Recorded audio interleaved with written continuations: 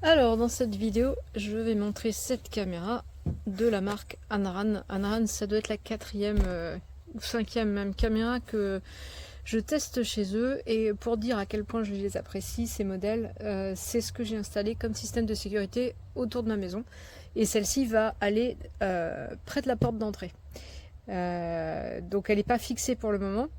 C'est plus simple pour la montrer. Il y a un système de fixation à 3 points, on a tout ce qu'il faut pour faire l'installation. Et après, clac, on vient clipser le truc dessus. Il y a un câble USB-C qui nous a pas servi simplement parce qu'il n'y en a pas besoin.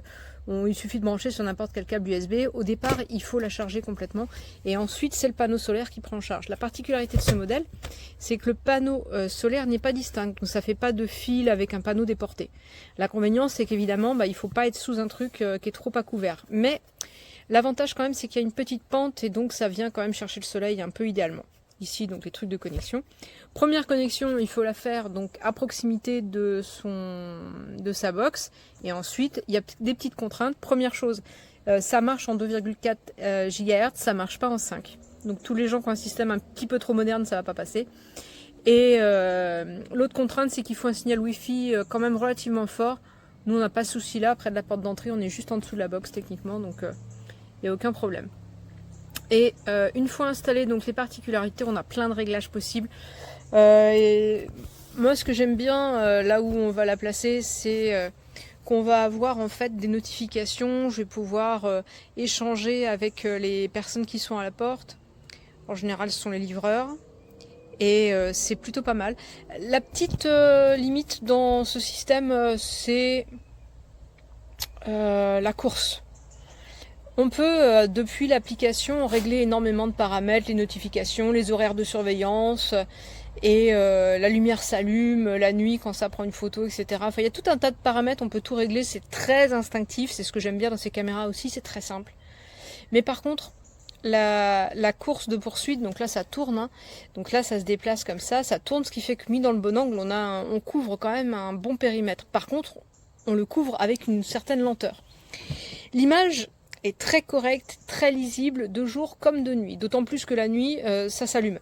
Alors comment ça se passe? En fait, ça va filmer quand quelqu'un passe, pas un chien, pas un chat, ça ne se déclenche pas quand les chats passent par exemple.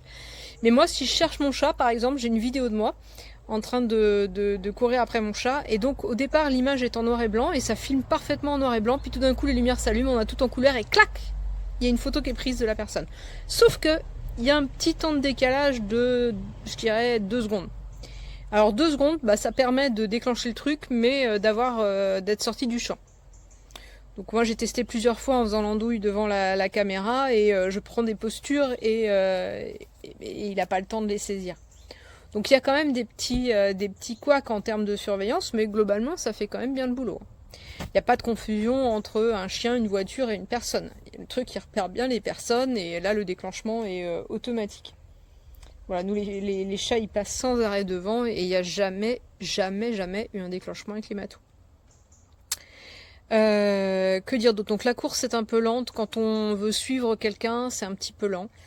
Mais par contre ce qui est bien c'est que c'est très intuitif, très simple d'utilisation et on lance l'application, on contrôle la distance, on peut observer, selon l'endroit où on a mis, on peut observer un peu tout ce qu'on veut.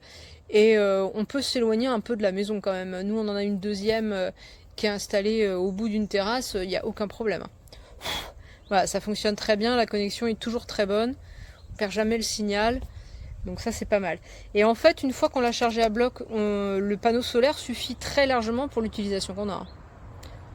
Voilà, donc c'est plutôt pas mal. Alors, en dessous, on va pouvoir avoir accès aux trucs qui permettent de connecter. Donc, il y a le truc d'étanchéité en silicone. Et on va avoir le bouton recette et la carte pour mettre une carte SD. Moi, j'avais prévu d'en mettre et en fait, je peux très bien... je reçois les clichés sur mon téléphone, en fait. Quand il n'y a pas la carte SD, du coup, il prend pas sur la carte SD, il envoie direct sur le téléphone et j'ai accès. Donc c'est pas forcément un souci. Alors j'ai accès pendant un certain temps et puis après je peux télécharger à la demande. C'est le fonctionnement de chez Anran. Il y a des options payantes et des options gratuites et le gratuit suffit largement. En tout cas elle est très très bien comme toutes les autres de cette marque, c'est assez fiable.